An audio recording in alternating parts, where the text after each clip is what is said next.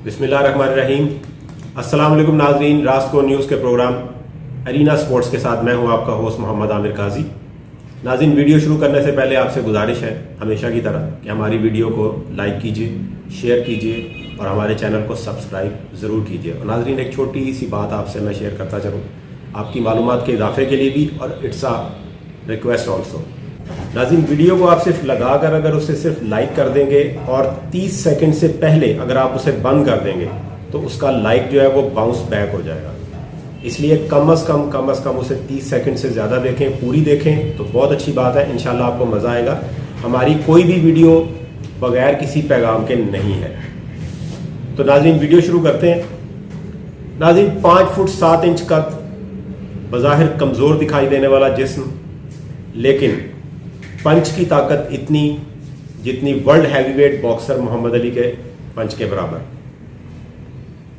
1 inch के फासले से पंच मारकर मजबूत से मजबूत तख्ता तोड़ देने वाला आहनी इंसान कोई और नहीं, ब्रूस ली था। जी नाजरीन, ब्रूस ली सैन फ्रांसिस्को में 1940 में पैदा हुआ और उसके जो वालिद साहब थे वो एक एक्टर थे और उनको शौक था उनका बेटा बड़ा होकर एक्टर बने। 6 साल की उम्र में अपनी पहली फिल्म में ब्रूस ली ने एज अ चाइल्ड एक्टर काम किया। उसके बाद जवान होने तक तकरीबन 20 से ज़्यादा फिल्मों में वो मुख्तलिफ छोटे मोटे रोल्स निभाता रहा। उसके बाद पहली मरतबा उसके वालिद ने उसे एज अ हीरो एक फिल्म में काम करवाया, लेकिन वो फिल्म बुरी तरह फ्लॉप हो गई। उसके बाद वो उसे लेकर हांगकांग आ गए और चाइना की फिल्मों में उसने काम शुरू किया और अच्छा काम किया। उसकी फिल्में कामयाब भी हुई। He was a nice fighter, he was a very good actor, he was a very good dancer and he was a philosopher also. Bruce Lee के बहुत से कोट्स हैं। मिसाल के तौर पे अपनी फाइट से मुतल्लिका वो एक कोट अक्सर बोला करता था। वो कहता था कि मुझे अपने मुखालिफ के उन 1000 दाव पेच से डर नहीं लगता जिनकी उसने एक मरतबा प्रैक्टिस की है, लेकिन मैं अपने मुखालिफ के उस एक दाव से डरता हूं जिसकी उसने 1000 मरतबा प्रैक्टिस की। फिर इस एक और मौके पे ब्रूस ली ने कहा कि पानी की तरह बने, यानी पानी को आप जिस बर्तन में डालें, कप में डालें वो कप की तरह हो जाएगा, जग में डालेंगे वो जग की तरह का हो जाएगा, ग्लास में डालेंगे वो ग्लास की तरह का हो जाएगा, और जिस रंग में डालेंगे वो उस रंग के मुताबिक अपना आप दिखाने लग जाएगा। और सबसे बड़ी बात, पानी को काटना मुश्किल है बल्कि नामुमकिन है, और पानी बड़ी से बड़ी और छोटी सी छोटी जगह में अपना रास्ता बना लेता है। इसी तरह एक और मौके पे ब्रूस ली ने कहा कि अल्लाह ताला से यानी ऊपर वाले से कभी भी आसान जिंदगी की दुआ मत करें, क्योंकि जिंदगी तो नाम ही मुश्किलात का है। वो ये कहा करता था कि अल्लाह ताला से ये दुआ करें कि या अल्लाह हमें जिंदगी की मुश्किलात के साथ नबर्दाज़मा होने की और उन्हें हल करने की ताकत और हिम्मत अता फरमा। इससे आप उसके डेडिकेशन का अंदाजा लगा सकते हैं। एक बात आपको और बता दूं आपकी मालूमात के लिए कि ब्रूस ली का असल नाम ब्रूस ली नहीं था, उसका असल नाम था जॉन फिन ली। अब आपके जहन में ये सवाल पैदा होगा कि क्या ब्रूस ली उसका फिल्मी नाम था? जैसे मिसाल के तौर पे यूसुफ खान का नाम फिल्मी नाम दिलीप कुमार था। नहीं नाजरीन, ऐसा बिल्कुल भी नहीं है। ये उसका फिल्मी नाम नहीं था। असल में जब ब्रूस ली छोटा था तो मोहल्ले के बच्चे उसकी कमज़ोर फिजिक और पीले रंग की वजह से उसे ब्रूस कहकर छेड़ते थे। ब्रूस आपने बरसात में देखा होगा, नालियों के किनारे पर कुछ वो सांप की तरह के कीड़े होते हैं जिनको केचवे कहा जाता है, बाज़ लोग उसे गंडोए भी कहते हैं। तो हांगकांग की ज़बान में केचवे को ब्रूस कहा जाता था, तो अक्सर बच्चे उसको ब्रूस कहकर छेड़ते थे। लेकिन ब्रूस ली इतना खामोश तबा और कूल किस्म का इंसान था कि उसने अपनी उस छेड़ का कभी बुरा नहीं बनाया था, वो मुस्कुरा देता था। फर्स्ट टाइम, पहली मरतबा जब वो अपने उस्ताद इप मैन के पास गया, इप मैन वॉज हिज टीचर। इप मैन के बारे में आपने फिल्में भी देखी होंगी, इप मैन 1, 2, 3, 4 पूरी एक सीरीज आई थी। Actually he was the teacher of Bruce Lee. Bruce Lee जब पहली मरतबा उसके पास गया तो इप मैन ने उसे पूछा व्हाट्स योर नेम, यानी तुम्हारा नाम क्या है। तो उसके जवाब में उसने कहा my name is Bruce Lee. He didn't say my name is John Finley, no, he said my name is Bruce Lee. वो दिन है और आज का दिन है, दुनिया उसे ब्रूस ली के नाम से जानती है, यहां तक कि जॉन फिनली का नाम बहुत कम लोगों के इल्म में।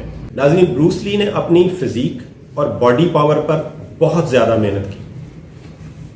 उसके पंच और किक्स में इतनी स्पीड थी कि जब वो फिल्मों में काम कर रहा था तो उस दौर के कैमरे उसकी स्पीड को फिल्मा नहीं पाते थे, जिसकी वजह से अगर वो अपनी पूरी स्पीड में किक या पंच करता तो ऐसे लगता जैसे कैमरा ट्रिक है। उसकी वजह से कैमरे में अपनी किक और पंच को दिखाने के लिए कि ताकि कैमरा उसे फिल्मा पाए, उसे अपनी स्पीड कम रखनी पड़ती थी। नाज़रीन, ब्रूस ली ने सिर्फ 4 फिल्मों में एज अ हीरो किरदार निभाया और 1940 में पैदा होकर 1973 के स्टार्ट में, यानी तकरीबन 32 साल से कुछ ऊपर की उम्र में हमसे बिछड़ गया। लेकिन अपनी अदाकारी और अपनी शख्सियत की वो जादूगरी हम पर छोड़ गया कि आज के दौर का एक्शन हीरो उसके स्टाइल को कॉपी करने की भरपूर कोशिश करता है। नाज़रीन, इसके बारे में कुछ और बातें आपके गोशे नजर करता हूं।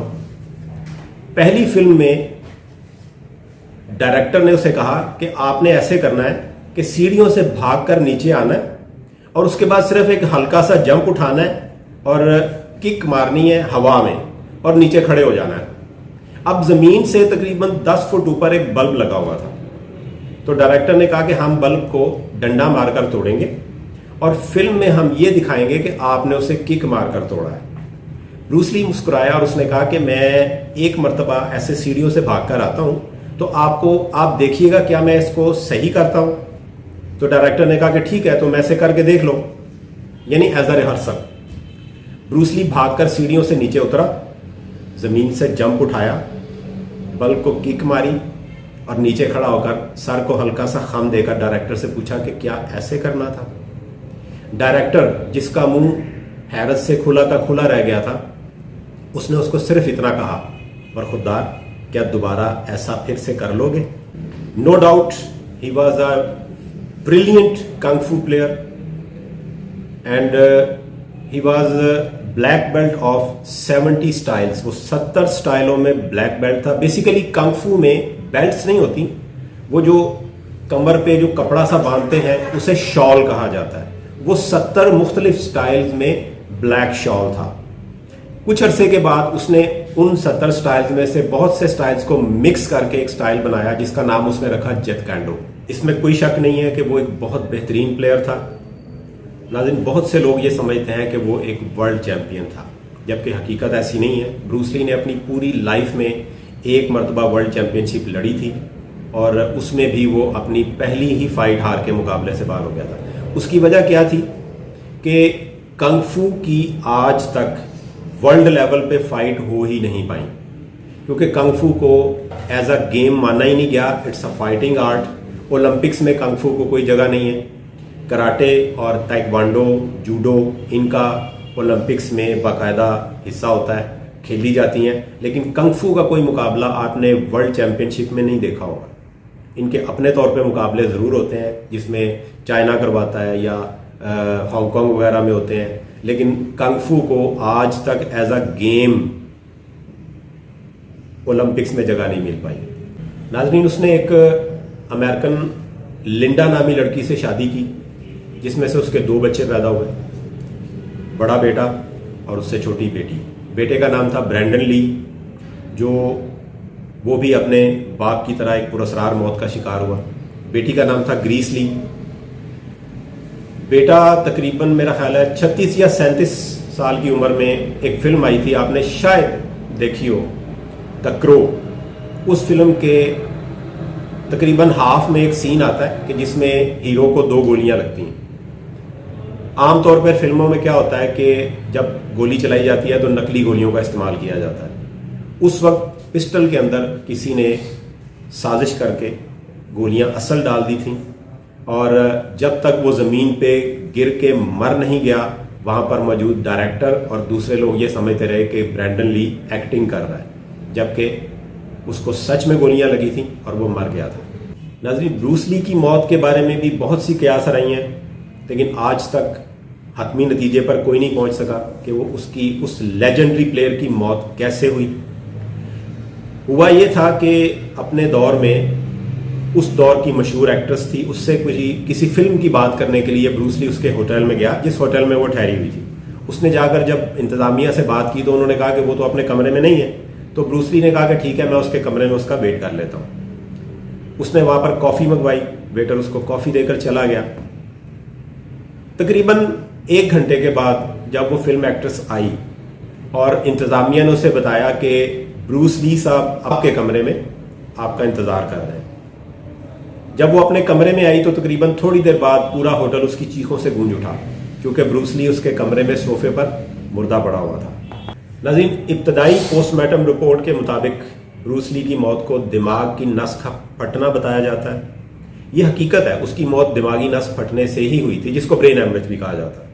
लेकिन दिमाग की नस क्यों फटी ये कोई नहीं जानता। अलगर्ज वो अपने पीछे बहुत सी कहानियां छोड़ गया कि उसकी मौत कैसे हुई, ये आज तक वैसे राज है। खैर नाज़रीन, अगर बातें की जाएं उसके मुतालिक तो मेरा ख्याल है फिर वीडियो बहुत ज़्यादा लंबी हो जाएगी। वीडियो की तवालत को मद्देनज़र रखते हुए मैं अपनी गुफ्तगू को मुख्तसर करता हूँ। बाकी बातें इंशाअल्लाह फिर कभी सही। तब तक के लिए अपना बहुत ज़्यादा ख्याल रखिए और अपने होस्ट मोहम्मद आमिर काजी को इजाज़त दीजिए। अपना जिस हद तक हो सके अपनी सेहत का ख्याल रखें और आइंदा आने वाली वीडियोस को ज़रूर देखें। सब वीडियोस को लाइक करें, शेयर करें और हमारे चैनल को सब्सक्राइब ज़रूर करें। और फिर एक मरतबा कह दूं कि वीडियो को लाइक करने से पहले कम से कम 30 सेकंड के लिए ज़रूर देखें। अपना, आपका और हमारा सबका अल्लाह ताला हामी और नासिर हो। अल्लाह हाफिज़। पाकिस्तान जिंदाबाद।